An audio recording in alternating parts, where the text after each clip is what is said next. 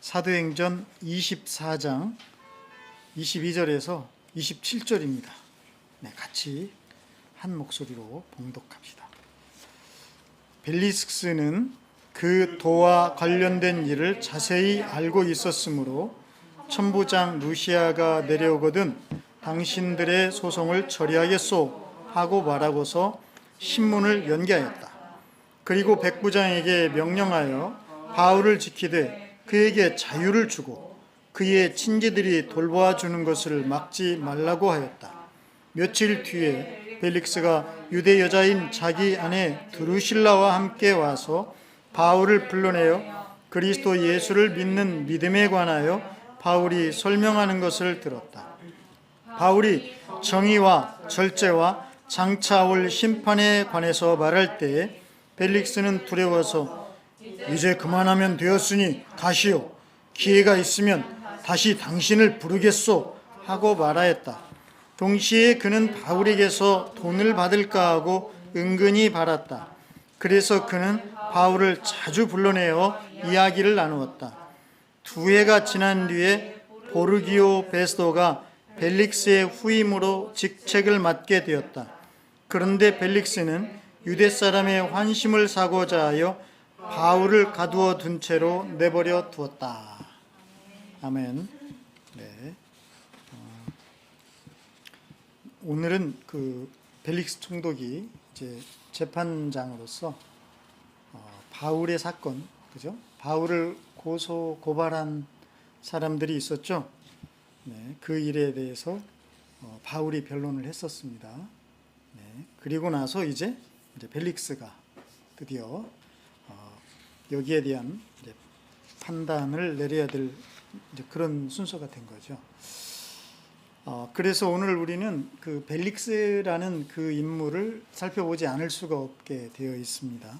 더구나 성경은 그 벨릭스에 대해서 그의 됨됨이를 알 만한 그런 말씀들을 이렇게 우리에게 보여주고 계십니다. 좀 알아봐야 될 것 같아요. 뭐 먹고 살기도 힘든데 꼭 이런 사람까지 알아봐야 되나 이제 그렇게 생각하지 마시고 중요합니다. 그래서 오늘 말씀의 제목은 뭐라고 제가 거기에 썼죠? 벨릭스 총독과 그 도라고 이렇게 붙여봤습니다. 브래드 리틀 혹시 아시는 분 계세요? 개인적으로 아시면 좀 저에게 소개 좀 해주세요. 네, 오페라의 유령 하면은 아마 기억이 날지도 모르겠습니다. 그 오페라의 유령이라는 세계 아마 몇 대 뮤지컬 그런 거죠. 네, 저는 직접 보진 않았지만 그 영상으로는 제가 봤는데 정말 놀라운 그런 오페라인데 거기에 그 주인공 역할만 2,700회인가? 그런 그 상당히 유명한 사람이겠죠. 그래서 아마 얼굴 딱 보면 기억나시는 분들도 계실 거예요. 근데 이분이 여러분 아세요? 지금 우리나라에 살고 있다는 우리나라 여자분과 결혼해서 네, 그 참 저도 놀랐습니다. 유튜브를 보고. 근데 이 사람이 그 자기의 그 모든 유명세를 이렇게 어떻게 보면은 어느 부분은 내려놓고 이렇게 한국이라는 나라를 그리고 자기 아내가 사는 그 나라를 결정하고 거기서 이렇게 살기로 한 그 이유가 뭐냐 그랬더니 자기의 심장이 뛰는 것처럼 자기의 가슴을 뛰게 하는 여자를 만났기 때문에 너무 멋있어. 정말 이 뮤지컬 배우다운 그런 멘트인지는 몰라도 어쨌든 그는 그렇게 결정을 하고 와서 살고 있다고 합니다. 네. 그런 모습을 보면서 굉장히 특별해 보이는 것 같은 사람도 결국은 한 인간, 한 여인의 남편 이었구나 이런 생각이 들게 했어요. 오늘 사실 이 총독 벨릭스는 사실은 총독이기 때문에 뭐 굉장히 높은 지위에 있는 사람이죠. 그런데 이 사람이 역사적으로는 노예 출신이라는 거예요. 노예에서 어떻게 총독이 되지? 우리나라 아마 조선시대 같으면 꿈도 못 꾸죠. 조선시대는 그 노예 정도가 아니라 뭐죠? 서얼 서자만 해도 아예 금지가 돼 있어요. 뭐 정계에 진출한 모든 그런 것들이. 그래서 이제 서자 출신의 아주 뛰어난 문학가라든가 이런 분들이 막 많은 글들을 남겼잖아요. 그 중에 혹시 기억나는 분 계세요? 네. 저는 이덕무 선생이 기억이 납니다. 네, 아주 굉장히 훌륭한 분이신데, 어쨌든 아마 조선시대만 하면 우리 불과 몇백 년 전이잖아요. 그런데 뭐 한 몇천 년 전 로마에서는 이게 가능했나 봐요. 근데 이거 낯선 풍경은 아닙니다. 왜냐하면 성경에서는 이미 노예로 팔려간 누구? 요셉이, 그죠? 뭐가 되죠? 총독보다 더 높은 사람이야 총리도 되잖아요. 또 뭐 다니엘 같은 경우도 마찬가지죠. 그러니까 결국 뭐 낯선 풍경은 아닌데 어쨌든 굉장한 거죠. 그 누구나 다 그렇게 되는 건 아니잖아요. 누구나 다 노예가 돼서 총독이 될 수는 없지 않습니까? 그러니까 어떻게 보면 정말 특별한 사람이고 특별한 성공을 이룬 그런 사람이 바로 벨릭스라는 거예요. 이런 사람입니다. 벨릭스가. 대단하죠. 딱 봐도. 그러니까 이렇게 특별한 사람인데 이 사람이 결국 이 사람도 그렇게 특별한 사람이라기보다는 그냥 한 인간이구나라고 보이는 저는 그 단어를 제가 발견했어요. 그게 바로 오늘 제목에서 제가 붙였던 그 도라는 말입니다. 그 도. 사실 이 그 도는 이 원어에서도 길이라는 의미예요. 길. 우리나라에서도 도가 그러면 길도자잖아요. 그죠? 그래서 같은 그런 뜻이기 때문에 그렇게 번역이 된 거죠. 그러니까 그 도예요. 그게 어디 나오죠? 22절. 벨릭스는 그 도와 관련된 일을 자세히 알고 있었다. 이게 바울이 이제 자기 자신의 그런 것들을 변호를 하잖아요. 그런데 그 변호가 끝나자마자 벨릭스는 그 도와 관련된 일을 자세히 알고 있었다는 거예요. 그러면 그 도가 뭐겠어요? 바울이 지금 그 소속된 바울이 전하는 그 도잖아요. 네. 그럼 그 도가 뭡니까? 좀 어려운 질문인가요? 이상한 생각하지 마세요. 그 도라는 것은 우리는 그냥 아주 예수 그리스도 하면 다 통하죠. 사실은 좀 곤란할 때는 무조건 그냥 예수 그리스도 하면 다 되는 거 맞아요. 그렇지만 잘못하면 맞을 수가 있어요. 왜냐하면 실제 여러분이 정말 그 도를 예수 그리스도로 그렇게 살아내고 있어야만 그 대답이 정당할 수 있을 것 같다. 이제 그런 생각이 들기도 합니다. 요한복음 14장 6절에 예수님은 이런 말씀을 하셨습니다. 나는 길이요 진리요 생명이다. 나를 거치지 않고서는 아버지께로 갈 사람이 아무도 아버지께로 갈 사람이 없다. 이렇게 말씀하셨어요. 이게 도의 의미라고 저는 생각을 합니다. 우리가 생각하고 믿는 도라는 건 바로 이런 의미입니다. 그래서 누구나 사람은 길을 가는 거예요. 누구나.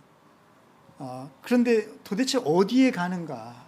그의 인생이 지금 어디로 가고 있는가 하면은 총독이라는 노예에서 총독까지 된 이 대단한 정말 특별한 그런 인생을 걸어온 그 사람도 사실은 어쩌면 여기에 가기 위해서 그 길을 걸어온 것이 아닌가 이런 생각이 듭니다. 그러니까 우리 주님의 도 앞에서는 길이요 진리요 생명이신 그분 앞에서는 그가 어떤 사람이든지 지체가 높든지 낮든지 어떤 많이 가졌든지 적게 가졌든지 어떤 사람이든지 결국은 이 도에 이르기 위한 길이 아니냐, 이 도에 이르기 위한 인생이 아니냐는 거예요. 그래서 제가 오늘 제목에 벨릭스 총독과 그 도라고 이렇게 붙여본 겁니다. 벨릭스는 결국 그 도에 이르게 된 거예요. 그가 정말 노예로서 가장 낮은 밑바닥에서 아주 엄청난 높은 그런 영광의 자리에까지 올랐지만 결국 그게 인생의 목표가 아니라 그 도에 이르렀다는 거. 이것이 나는 굉장히 의미가 있구나. 이게 바로 중요한 거였다는 거죠. 여러분은 어떤 걸음을 지금 걷고 있고 지금 어디를 향해서 가고 있습니까? 결국 우리가 이르러야 될 바로 그 자리, 거기는 오늘 벨릭스가 이르렀던 바로 거기, 그 도 아닌가요? 저는 그렇게 믿습니다.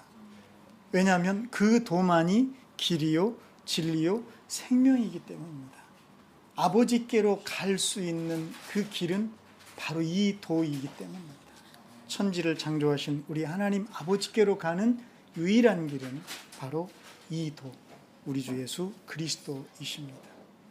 자, 이제 그가 이 도에 대해서 알았다는 거예요. 어떤 경로로 어떻게 알았는지 성경은 말해주지는 않습니다. 그런데 짐작할 수 있는 그런 이제 말들이 그 밑에 나옵니다. 그 중에 이제 첫 번째가 뭐냐면 바로 유대 여자인 자기 아내 드루실라입니다. 이거는 좀 우리가 생각을 해봐야 될 부분입니다. 왜냐하면 원래 벨릭스는 이 드루실라와 결혼하기 전에 이미 결혼을 2번이나 한 상태였어요. 그러니까 한마디로 말하면 유부남이죠. 그러면 드루실라는 어떤 여자냐? 드루실라도 역시 유부녀였습니다. 요즘 말로 하면 왜 이렇게 굉장히 예쁜 여자를 뭐라고 하죠? 요즘에 존예녀 뭐 이런 건가요? 뭐 그런 예, 자, 넘어가겠습니다. 이거는 제가 어렵습니다. 지금 이런 게 좀 어려워서는 어쨌든 그런 굉장히 미모가 있고 뭐 이렇게 그런 여자였어요. 헤롯 아그리파 1세의 막내딸입니다. 근데 그러니까 집안도 있고 뭐 예쁘고 뭐 자주한 뭔가 갖췄겠죠. 그래서 그랬는지 이미 15살에 유부녀가 된 거예요. 이런 상황인데 이 벨릭스가 막 승승장구하고 있는 벨릭스의 눈에 딱 이 유부녀인 드루실라가 눈에 보인 거죠. 그랬을 때 벨릭스가 어떻게 했겠어요?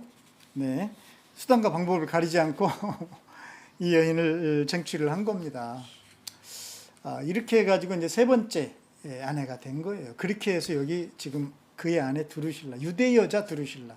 굳이 이제 여기다 이렇게 유대 여자라고 이렇게 밝히고 있는 거예요. 그래서 여러분 이 배경을 이제 이해를 해야 되기 때문에 제가 말씀드린 겁니다. 자, 그러니까 유대 여자 드루실라 라는 거를 볼 때 어쩌면 이 드루실라를 통해서 그 도에 대해서 이 벨릭스가 알게 되지 않았을까 이렇게들 이제 짐작들을 하는 분들도 계십니다. 그러나 그건 아무도 모릅니다. 그냥 그렇게 우리가 짐작할 뿐이죠. 자, 어쨌든 뭐 그 도에 대해서 잘 알고 있는 총독이 그 도를 막 몇십 년 이렇게 전하다가 지금 그 도 때문에 끌려온 거잖아요. 그 바울의 이 사건을 처리하게 되었어.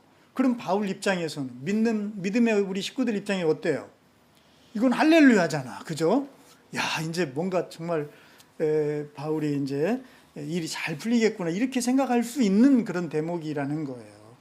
네, 그래서 더구나 여기 보면은 자세히 알고 있다고 그랬잖아요. 근데 원래 원어에는 더 자세히 알고 있다 이렇게 돼 있거든요. 그러니까 그 벨릭스는 사실 그 예수 그리스도를 믿는 이 도에 대해서 상당히 알고 있었다는 얘기입니다. 그런 상황이었기 때문에 자, 이제 이 바울의 얘기를 듣고 이 벨릭스가 어떤 조치를 취했는가를 보면 이 사람이 상당히 호의적이네 이걸 알 수가 있어요. 바울의 사건을 누구보다 현장에서 잘 알고 있는 그 천부장 루시아가 오면은 이 사건을 처리하겠다. 근데 여러분 루시아 천부장 어떤 사람이었죠? 우리가 지난 시간에 봤듯이 그가 편지에다가 이미 보냈어요. 바울은 죄가 있다 없다? 아무 죄가 없다고 보낸 사람입니다. 그 편지가 있는 거예요. 우리 성경에 있잖아요. 네, 이런 상황이기 때문에 루시아가 오면은 뭐 이미 이건 다 된 거잖아요. 이제 그래서 이제 바울이 풀려나게 되겠구나. 며칠만 있으면. 왜냐하면 뭐 그 예루살렘 루시아는 지금 예루살렘 천부장은 거기에 있으니까요. 뭐 여기 오면은 이거 한 뭐 아무리 오래 걸려도 뭐 이틀 3일이면 올 거 아닙니까? 이렇게 생각을 했어요. 그렇게 하고 이 벨릭스가 어떤 조치를 취하냐면 바울을 지키기는 지키되 부하한테 명령해서 이 사람을 막 그 뭐 감옥에다가 막 이렇게 쳐놓고 막 감시하고 이런 차원이 아니라 그 친지들이나 가족들이 돌볼 수 있도록 허용을 합니다. 그리고 어느 정도 일정한 자유를 주라고 이렇게까지 얘기를 했어요. 그러니까 역시 그 도를 자세히 알고 있는 사람이라서 뭔가 이게 일이 잘 풀리고 있구나라고 생각할 수 있다는 거죠. 네. 네. 그러고 나서 이제 며칠이 지납니다. 며칠이 지났는데 그러면 이제 천부장이 와야 되잖아요. 그죠? 천부장 오라고 이제 해가지고 빨리 이 사건을 마무리해야 되는 거 아닙니까? 그런데 이상한 일이 일어난 거예요. 그 며칠이 지났는데 어떤 일이 일어나면 아까 조금 전에 얘기했던 자기 아내 두루실라죠? 네. 24절 한번 여러분 집중하기 위해서 같이 앞부분만 읽어보겠습니다. 시작. 며칠 뒤에 벨릭스가 유대 여자인 자기 아내 두루실라와 함께 와서, 네. 이게 이제 이렇게 된 거예요. 자기 아내 두루실라에게 이렇게 나온 겁니다. 함께 와서 며칠 후에 루시아가 와야 될 것 같은데 두루실라와 함께 왔어요. 그 다음 읽어봅시다. 바울을 불러내요. 그 다음 그리스도 예수를 믿는 믿음에 관하여 바울이 설명하는 것을 들었다. 야, 이거 어떻게 받아들여야 되나요? 아까 그 도에 대해서 알고 있는 사람이라고 그랬잖아요. 그래서 사실 인생은 그 도 앞에 서기 위한 걸음이다. 제가 이런 얘기를 이렇게 멋있는 얘기를 했었나요?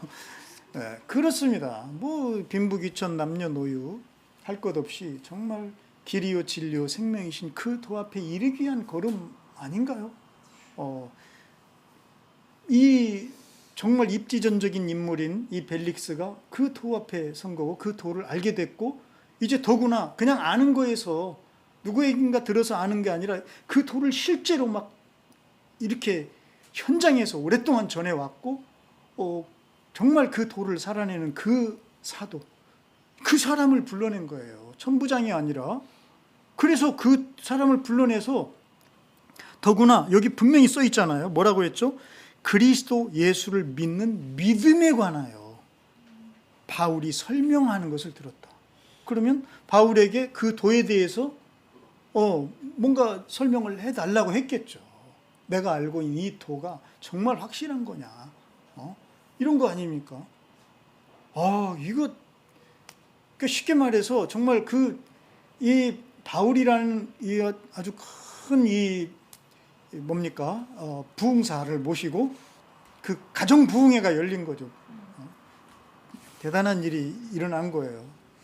이런 이제 일입니다. 이런 사건인데, 네. 그렇게 해서 그랬는데 저는 여기서 왜 아내와 같이 이 이야기를 듣고 싶어 했지? 여기에서 드루실라가 신앙이 있었나 보다 이제 이런 생각이 들게 한 겁니다. 왜 전에 그 예수님을 재판했던 빌라도 총독, 그 빌라도 총독의 아내도 꿈을 꿨잖아요. 그리고 그분을 너무 괴롭게 하지 말아라. 그런 이야기를 막 자기 남편에게 했잖아요. 아내들이 참 굉장히 영험합니다. 네. 때로는 아내들 말을 잘 들어야 돼요. 네. 아담처럼 그렇게 하면 안 되는 경우도 있긴 있지만, 자, 어쨌든 이렇게 해서 드루실라와 함께 아주 정확하게 그리스도 예수를 믿는 믿음에 관하여 바울의 설명을 그가 들었습니다. 네, 참 놀라운 일입니다. 그런데 이 설명을 듣고 그의 반응이 어땠습니까? 내가 그동안 정말 예수 그리스도를 모르고 이렇게 살아왔네요. 그렇게 막 회개하고 이런 일이 네, 이제 그거는 좀 너무 나간 것 같고요. 네, 그다음 이제 25절 한번 읽어보겠습니다. 시작. 바울이 정의와 절제와 장차 올 심판에 대해서, 네, 여기까지.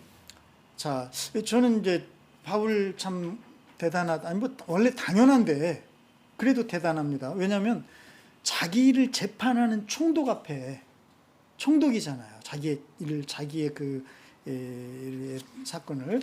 근데 그분이 한번 복음을 들려달라고 이렇게 초청을 했을 때 바울은 복음을 전해주는데 그냥 예수 믿고 구원받으세요. 하나님 당신을 사랑하십니다. 이제 이런 얘기가 아니에요. 보니까 그게 틀리거나 다른 나쁜 얘기는 아닙니다. 맞는 말씀이에요. 그런데 바울이 그에게 전한 복음을 누가는 이렇게 장황하게 쓰지는 않았습니다. 딱 세 단어로 표현을 합니다. 뭐라고 했죠? 정의, 그 다음에 절제, 심판. 딱 이 세 단어. 그러니까 복음이라고 했을 때 우리들은 막 어떤 그 법칙이나 또는 어떤 특별한 어떤 틀을 생각을 해요. 복음을 전해야 돼. 그러면 뭔가를 뭐 그게 저는 뭐 나쁘다 좋다 이런 게 아니라 그 복음이라는 것은 아까도 우리가 잠깐 얘기했지만은 그 도잖아요. 그리고 그 도는 살아계신 예수 그리스도잖아요.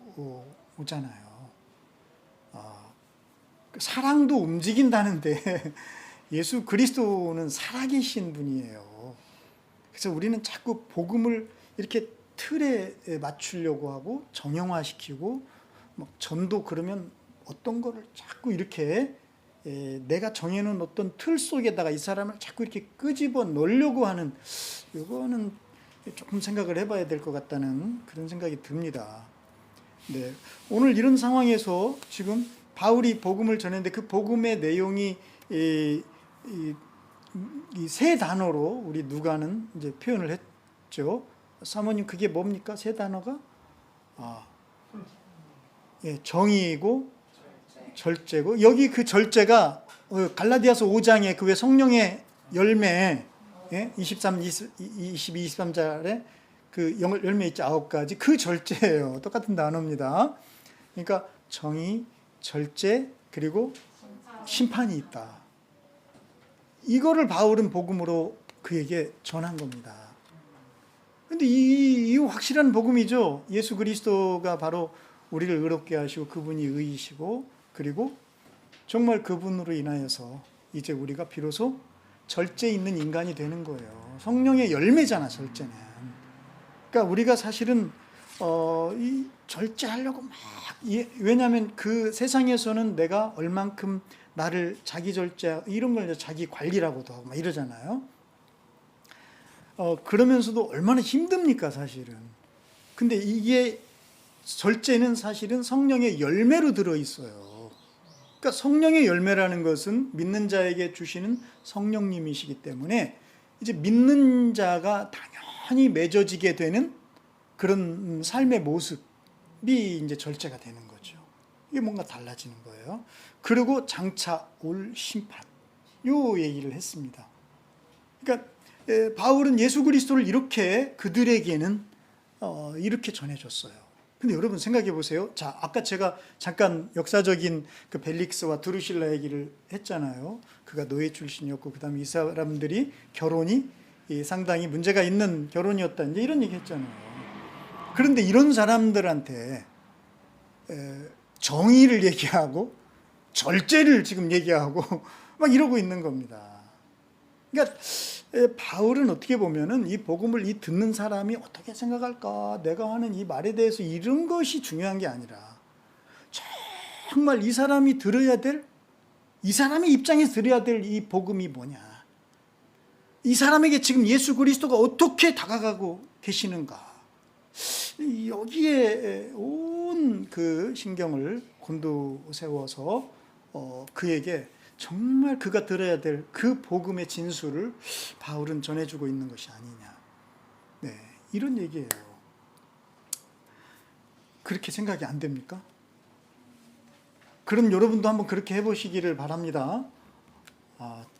도저히 안 될 것 같은데 이 총독님 앞에서 내가 어떻게 감히. 자, 그랬을 때 이 총독의 반응은 뭐였습니까? 네, 보니까 벨릭스는 두려워하였다 이렇게 돼 있어요. 두려워하였다. 이게 제대로 복음을 전한 거예요.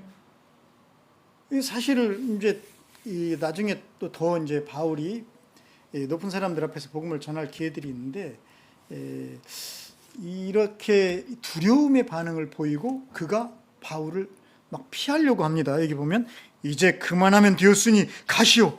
기회가 있으면 다시 당신을 부르겠소. 이러면서 이제 바울을 피합니다. 그러니까 정말 두려운 거죠. 그죠?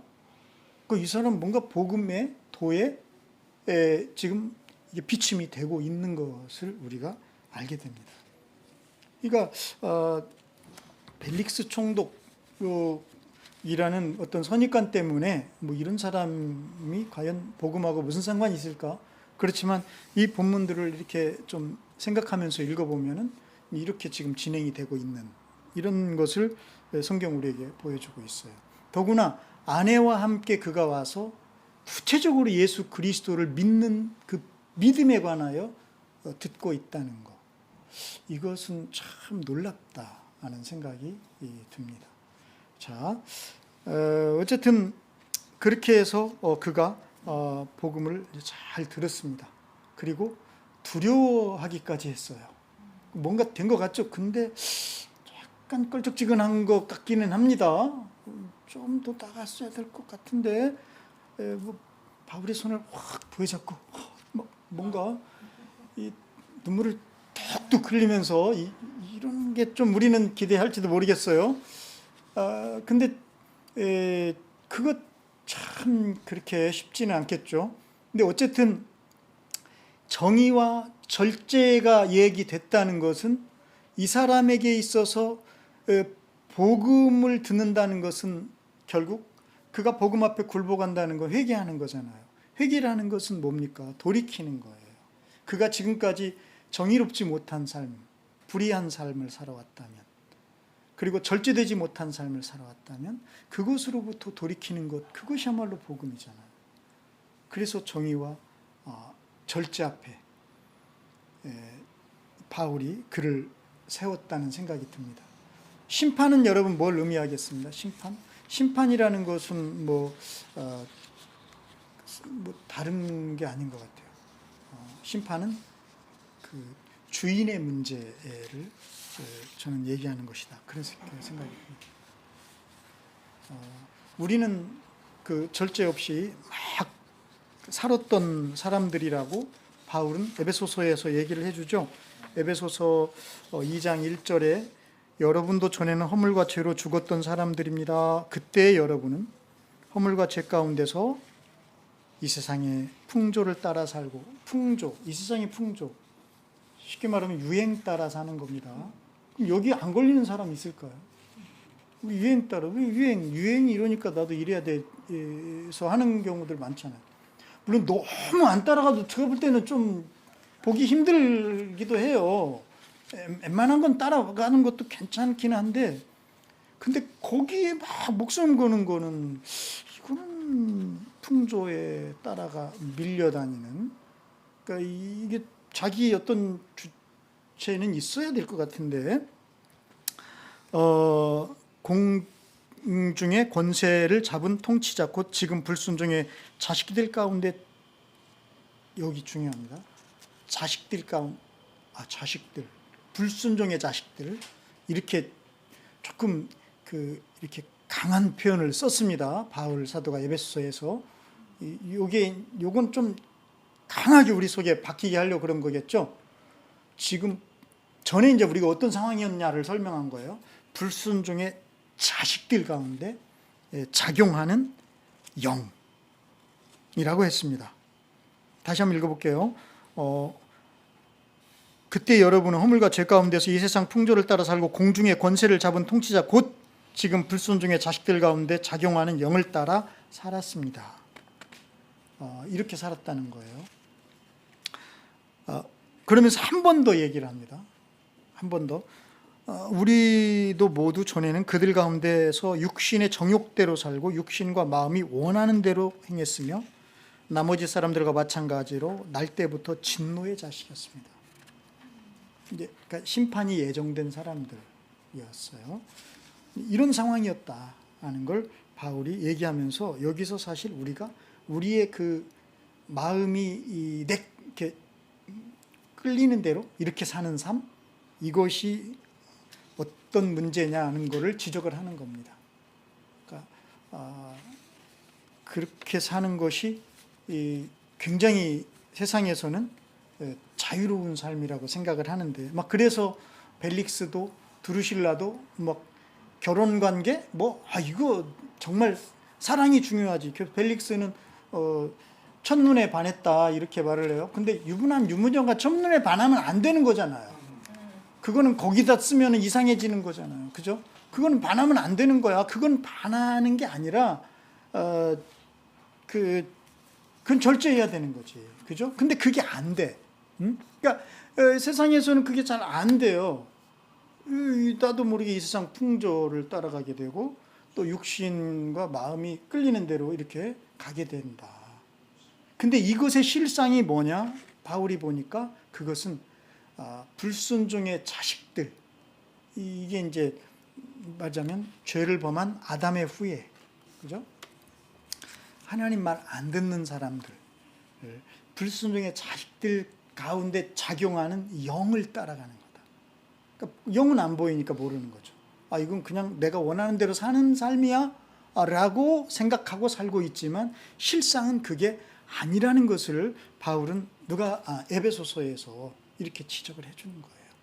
그러니까 벨릭스와 두루실라는 사실 상위 1% 안에 드는 사람들입니다. 엄청난 삶을 사는 거예요.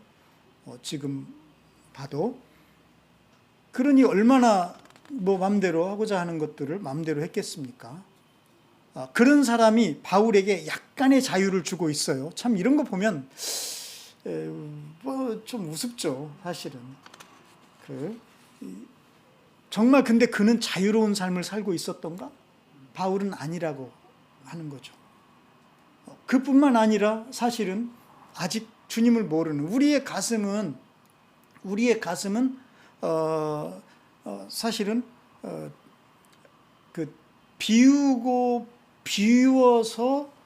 비워야 되는 것으로 우리가 생각을 합니다. 그건 어떤 특정 종교 때문에 영향이 있는 것 같아요. 그러나 그렇지 않습니다. 성경은 우리의 가슴은 채워져야 되는 거예요. 아니, 채워지게 돼 있어요. 왜? 원래 우리는 비워져 있었어요. 우리 안에서 우리를 지으신 주인이신 분을 우리가 내몰아버렸기 때문에 우리가 알고 있는 그 블랙홀보다도 더 큰 구멍이 우리의 가슴에 뚫려 있는 겁니다. 그래서 이것은 아무 것으로도 채워지지가 않네. 그것이 결국 유행을 따라가게 하고 탐심을 따라가게 하고 이렇게 하는 거예요. 그 다음에 이제 또 나옵니다. 그 다음에 나오는 게 이제 돈 문제가 나와요. 자, 벨릭스에게 첫째는 여자 문제죠. 그죠? 근데 여자 문제는 곧 배우자와의 관계가 깨졌다는 뜻이에요. 이것은 아담과 하와가 범죄하고 첫 번째로 나타나는 현상이잖아요. 이게 지금 벨릭스라는 한 인간에게 나타나고 있는 겁니다. 그 다음에 두 번째로 가면은 이제 벨릭스가 결국 참 이 단어가 참 오묘하다는 생각이 들어요. 동시에 그가 이런 마음이 들었대요. 어떤 마음이 들었어요? 바울에게 돈을 받고자 하는 은근한 그런 마음이 들었다는 거예요. 그러니까 이거 드러내놓고 받으면 이건 뇌물이 아니야. 그죠? 드러내놓고 그냥 야, 돈 좀 가져와봐. 이건 뭐죠? 그건 양아치지. 그것이 아니라 그래도 총독인데 어떻게 그렇게 하니? 그래서 은근히 그러니까 이리 와봐. 있잖아. 막 이런 식으로 뭔가를 이렇게 했나? 그래서 자주 불렀대요. 자주. 그 앞에서는 분명히 복음을 듣고 두려워가지고 막 바울을 밀어내면서 내가 이제 기회가 되면 또 부르겠소. 이래놓고 자주 불렀대네. 그러니까 바울 입장에서는 지가 무슨 생각을 하고 돈 벌어낸지 어떻게 알아, 그런 거?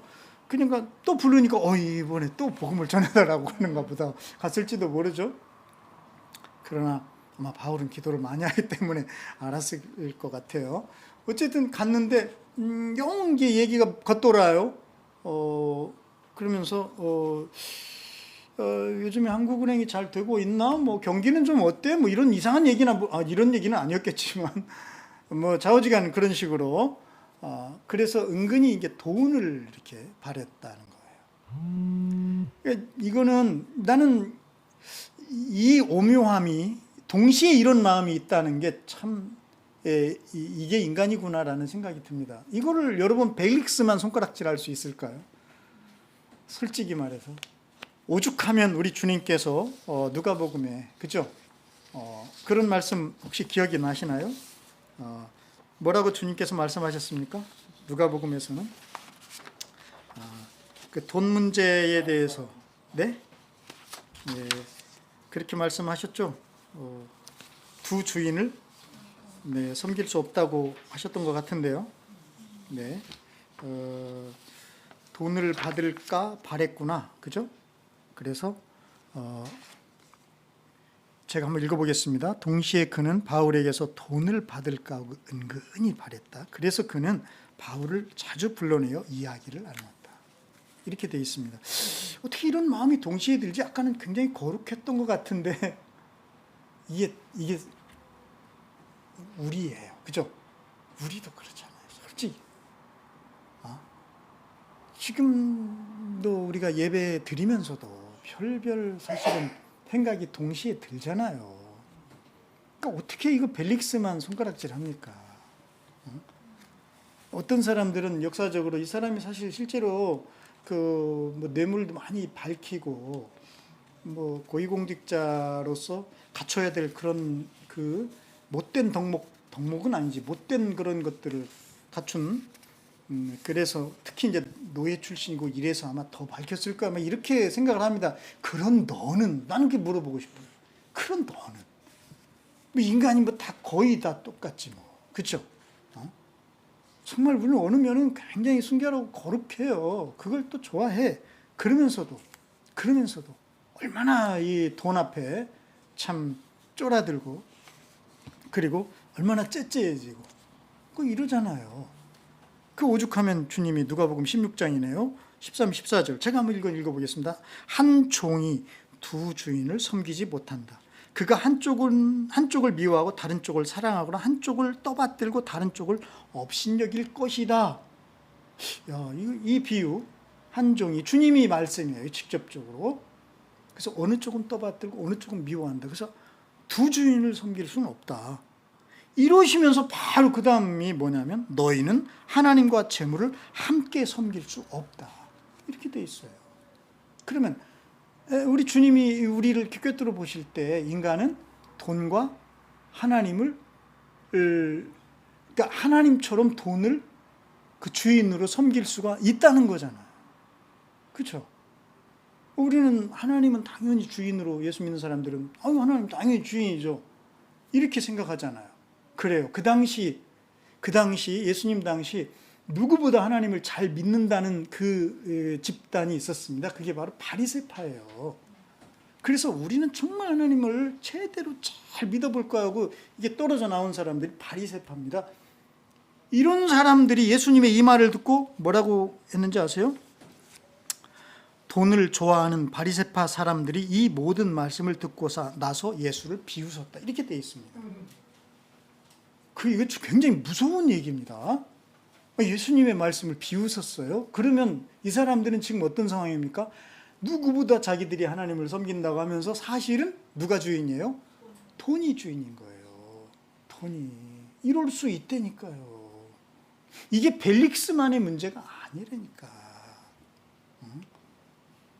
그리고 저도 마찬가지. 다른 사람 얘기하면 이제 시험 들기 때문에 저도 오랜 시간 제가 볼 때 사실은 이 돈에서 굉장히 자유롭지 못하고 돈 때문에 아주 상당히 눌리고 고민하고 이랬던 적이 저도 요즘에도 지금도 사실은 순간 넘어가기도 하고 이럴 때가 있잖아요. 있어요. 저도 모르게 돈 앞에 괜히 막 순간적으로 제가 아는 선교사님 중에 한 분은 세무사 직원 출신입니다. 세무서는 금융기관은 아니지만 그죠? 어쨌든 뭐에 관계가 깊겠어요. 돈에 관련이 깊은 곳이잖아요. 근데 이분은 돈이 보이신대요. 그러니까 현지에 이제 원주민들을 사역하고 현장에 가셨는데도 거기 그 사역 선교지에서도 이렇게 돈이 보인대요. 이렇게 하면 돈을 벌겠구나 하는 게 다 보인다는 거예요. 그래서 이분은 오히려 후원 교회도 따로 정해놓지도 않고 그렇게 사역을 하시는 그런 지금 한 몇십 년째 하고 계십니다. 네. 그러니까 이거는 막 돈을 막 미워하고 이런 차원이 아니죠. 그죠? 뭐가 주인이야. 그러니까 돈에 있어서는 이건 주인의 문제예요, 여러분. 항상 이걸 잊어버리면 안 됩니다. 주님이 그걸 지적해 주신 거예요. 그러니까 우리가 요즘 이제 재테크를 뭘로 펀드로 한다, 뭘로 한다 막 그러고 요즘에 이제 비트코인을 사야 돼 막 이건 이제 막 그거는 이제 암호화폐 막 이런 거는 나중에 막 계속 이거 이제 될 거야 막 여러 가지 이제 이런 관심들이 많잖아요. 근데 절대로 놓치지 말고 잊어버리지 말아야 될 부분이 바로 거기입니다. 우리 주님이 이 돈의 문제에 있어서는 주인 문제로 다루시고 계시다는 거예요. 이게 주도권을 뺏기는 문제입니다. 이거는 주님을 향한 이 주인됨의 주도권이 이 돈에게 갈 수 있다는 거예요. 돈은 아무것도 아닌 것 같아요. 우리가 보기에. 그런데 왜 이렇게 우리는 그것에 엄청나게 지배를 당하고 하루라는 시간 속에서도 막 그거를 어떻게 하면 벌을까에 얼마나 골몰하고 이런 것들을 한번 멈춰서서 생각해 볼 필요가 있는 겁니다. 누가복음 16장 13절 14절 꼭 여러분이 기억하시기 바랍니다. 네. 그래서 너희는 하나님과 재물을 함께 섬길 수가 없다고 주님은 단호하게 얘기하셨어요. 그러니까 주인은 한 분 하나님밖에 없어요. 근데 하나님의 자리를 대신할 수도 있는 가짜 주인인 거죠. 그죠? 가짜 주인인데 돈만 있으면 다 되라는 의식 무의식 속에서 우리를 지배하고 조종하는 이게 있는 거예요. 이게 뭐지? 에베소서 1장의 표현에 의하면 이거는 2장에 의하면 이거는 악한 어떤 영인 거예요. 이거는 이 보이지 않는 어떤 영. 물론 성령님도 보이지 않으시잖아요. 그러듯이 이 악한 영도 보이지 않게 작용하고 있다는 거예요. 네, 이것을 이 돈에 있어서 꼭 기억해야 됩니다. 그래서 사실은 복음을 듣고 누굽니까? 이 벨릭스가 막 두려워하는 것까지 뭔가 됐어요. 그런데 동시에 이 돈에 대한 마음, 돈을 사랑하는 마음, 그죠? 이 돈에 대한 생각이 이 복음을 확 낚고채가지고 물어가 버리는 그런 생각이 저는 들었어요. 무서운 일입니다, 여러분. 벨릭스만 이렇게 당하는 건 아니에요. 여러분이 꼭 우리들 개인의 삶에서 이게 얼마나 우리들의 복음을 또는 우리들의 믿음을 도둑질하고 있는가를 꼭 여러분이 보시길 바랍니다. 자, 이렇게 해서 벨릭스는 돈을 바래가지고 자주 그 바울을 불렀다 이렇게 되어 있습니다. 자, 이제 그렇게 해서 이제 어떻게 됐습니까? 그렇게 해서 27절이 이제 옵니다. 어떻게 되죠? 같이 읽어보겠습니다. 시작. 너희가 지난 위에 모른 기용 베스도가 벨릭스의 후임으로 직책을 맡게 돼. 그런데 벨릭스는 유대 사람의 환심을 사고자 바울을 가두어 둔 채로 내버려. 몇 년이 지난 거예요? 무려 2년이 지난 거예요. 와, 어째 이런 일이 있습니다. 이게 그러니까 이걸 빨리 판결을 해주든가 벨릭스 입장에서 보면은 여기 성경은 그렇게 썼죠. 바울을 가두어 둔 채로 이렇게 했어요. 내버려뒀다. 벨릭스는 바울을 버려버린 거예요. 내버려버린 거예요. 나는 그래서 이 2년이라는 이 시간, 감옥에서 바울은 어땠을까 이 시간. 벨릭스 지는 호의호식하면 어떻게 보냈는지는 몰라도, 근데 참 여기에 눈에 띄는 구절이 하나가 또 있습니다. 이 벨릭스의 됨됨이를 마지막으로 살펴볼 수 있는 그 구절인데, 유대 사람의 환심을 사고자 하여 2년을 끌었다는 거예요. 자, 여러분, 벨릭스는 아까 부부관계 문제가 있었다는 거, 그죠?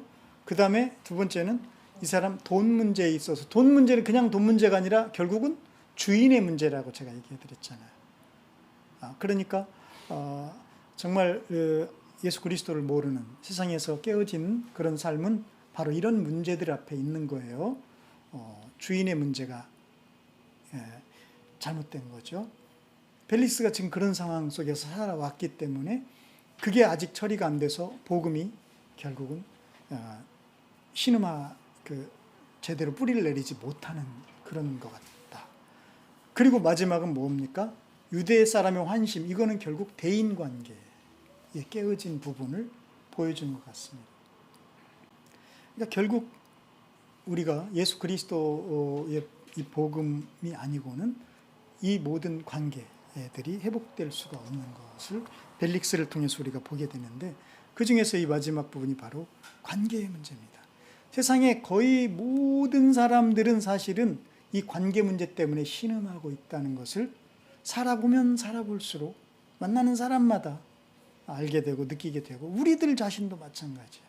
사실 이 관계가 얼마나 어렵고 그 관계 때문에 온갖 모욕과 상처와 아픔을 우리가 갖고 살아야 되는가를 우리는 다 경험들을 하고 있는 거예요. 정말 그래서 때때로 굉장히 막막합니다. 관계 문제를 어떻게 풀어야 되나. 심지어는 믿음 안에서도 너무나 이 문제는 우리를 괴롭히고 힘들게 합니다. 바울도 역시 마찬가지였죠. 자, 그러나 우리는 그 답을 알고 있는 사람들이에요. 그죠? 우리는 이미 이 문제에 있어서 우리 주님께서 우리에게 주신 그 해결책을 가지고 있는 사람들입니다. 아까 우리는 주인을 잃어버린 마음은 블랙홀보다 더 큰 구멍을 갖고 있다고 했는데, 거기에 우리 주님이 모셔졌을 때 그냥 주님을 모시는 것이 아니라 성경은 뭐라고 하냐면, 그분은 에베소 2장 4절 5절에 보면 하나님은 자비가 넘치는 분이시니 우리를 사랑하신 그 크신 사랑으로 말미암아 범죄로 죽은 우리를 그리스도와 함께 살려주셨습니다. 이렇게 말씀하고 있습니다. 그러니까 주님은 우리의 그냥 주인이 아니라 우리의 그 빈 가슴을 사랑으로 채우시는 주인입니다. 사랑 외에는 채워질 방법이 없는 가슴인 겁니다. 그래서 우리는 온갖 것들에 그렇게 걸신 들린 사람처럼 탐심을 쫓고 또는 욕망을 쫓고 막 그러는 거예요. 벨릭스가 총독까지 됐지만은 그 욕망이 그냥 잠잠해졌을까요? 그러지 않았을 것 같아요. 결국 그는 세상에 바울 같은 사람한테 돈을 바라고 있으니 얼마나 우스꽝스럽습니까? 누가 더 돈도 많겠어요. 이렇게 끝이 없는 이런 마음, 이것이 바로 깨어진 마음, 주님을 그 안에서 내몰아버린 그런 마음 아니겠습니까? 자, 그런 상황 속에서 펠릭스가 유대인의 환심을 사고자 했다. 그렇지만 이 사람 아이러니컬하죠. 역사적으로 보면 결국은 유대인들이 이 사람은 안 됩니다 하고 불만을 제기해가지고 소환이 돼서 결국은 이게 임기가 바뀐 거예요. 교체가 된 겁니다. 그러니까 유대인, 그러니까 깨어진 관계 문제를 막 지가 해결해 보려고 수를 썼지만 결국은 그게 안 된다는 것을 벨릭스를 통해서 보여주고 있다는 거죠. 자, 그렇게 바울은 2년을 갇힌 채로 방치되어 있었습니다. 여기서다가 아까 우리가 저 주보의 그림을 제가 갖고 온 게 바로 그겁니다. 요셉이 생각이 난 거예요. 요셉이 사실은 아까 얘기했지만 노예로 팔려왔었잖아요. 그 누구한테 팔렸죠? 형들이잖아요. 그러니까 요셉만큼 또 관계 때문에 아프고 상처난 사람이 어디 있어요? 그죠? 이게 요셉 정말 너무 셉니다. 그죠? 이랬던 요셉입니다. 더구나 보디발 장군의 눈에 들어 정말 열심히 일했어요. 막 죽을 똥살똥 일했더니 이 사람이 인정을 받았잖아요. 근데 무슨 일이 일어나죠? 이 그림에서 보이는 것처럼. 이거 1600년대 화가가 그렸는데 이 그림을 제가 가지고 온 이유는 이 보디발 아내의 표정 때문에 가지고 왔어요. 이 표정 아주 썸짓합니다. 네, 웃는 것 같기도 하고 비웃는 것 같기도 하고 이게 뭐야 이게? 그러면서도 괜찮아 이리 와봐 막 이런 뭔가 그런 이 표정 이런 결국 요셉은 어떻게 하죠? 여자를 뿌리쳐 버리잖아. 이건 안 되잖아 이건. 그러니까 요셉은 이 관계 부부 관계 이거가 바로 선 사람이에요. 왜? 하나님이 그의 마음의 주인이시잖아요. 이게 맞는 거잖아요. 근데 이 여자는 이게 안 돼 이게. 안 되는 거지. 그래서 결국 어떻게 됐어요? 요셉은 이렇게 훌륭하게 참 어쨌든 여자도 지켜주고 그죠? 자기도 지키고 이렇게 해가지고 요셉은 보디발 장군에게 칭찬도 듣고 상도 받고 이게 아니라 감옥에 가요. 이렇게 했기 때문에 보디발 장군은 그동안 자기와의 신뢰가 문제가 아니라 자기 아내의 말을 듣고 그죠? 자기가 겁탈하려 했다고 오히려 이렇게 해서 감옥에 갑니다. 그러니까 요셉은 그 어린 나이에 정말 아주 이 관계 때문에 아주 지긋지긋한 상처와 아픔을 감당해야 되는 그런 인생을 막 산 사람의 대표예요. 그런 사람이 기회를 얻었죠. 그죠? 어떤 일이 있었습니까? 자기가 함께 있는 감옥에 아주 높은 관원장 두 사람이 들어왔는데 그 중에 술관원장의 꿈을 풀어줬어요.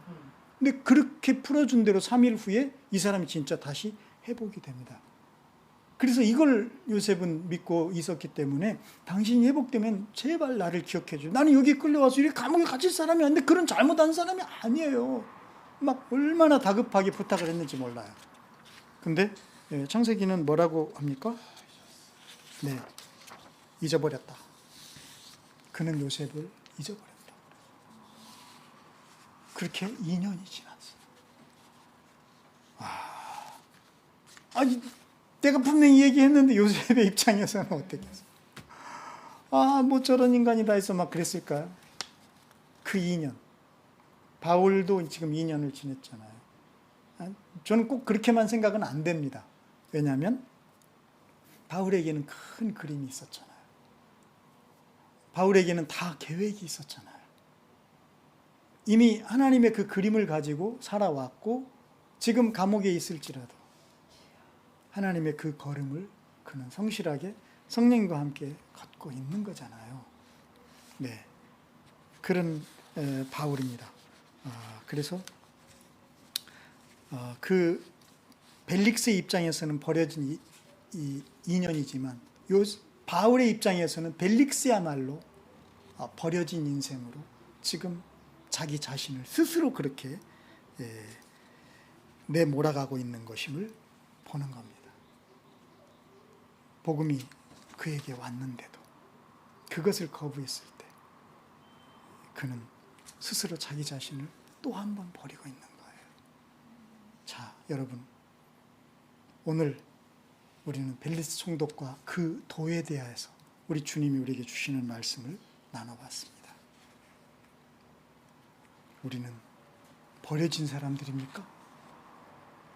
아니면 큰 그림을 가지고 지금도 다른 사람들은 우리를 버려진 것처럼 보일지라도, 벨릭스 입장에서는 버려진 채로 2년을 보내고 있는 어리석은 바울처럼 보였을지라도, 우리는 창조주 하나님, 주인이신, 나의 주인일 뿐만 아니라 모든 인생의 주인이신 그분과 함께 사실은 큰 그림 속에 한 걸음 한 걸음을 걷고 있는 그런 삶이라는 것. 기도하겠습니다.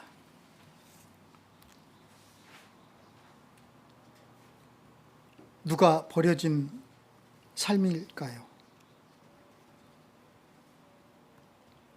아무리 상위 1% 안에 드는 총독의 삶을 산다고 해서 주님을 저버린 마음의 실상은 길도 진리도 생명도 아닌 버려진 삶이 아닐까요? 누가 버려진 삶인가요?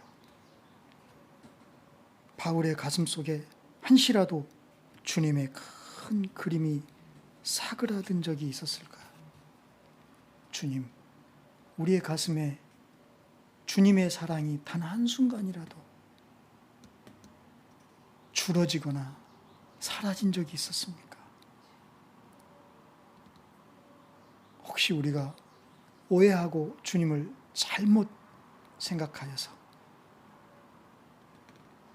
주님이 그런 분이 아니심에도 불구하고 바보같이 스스로 자기 자신을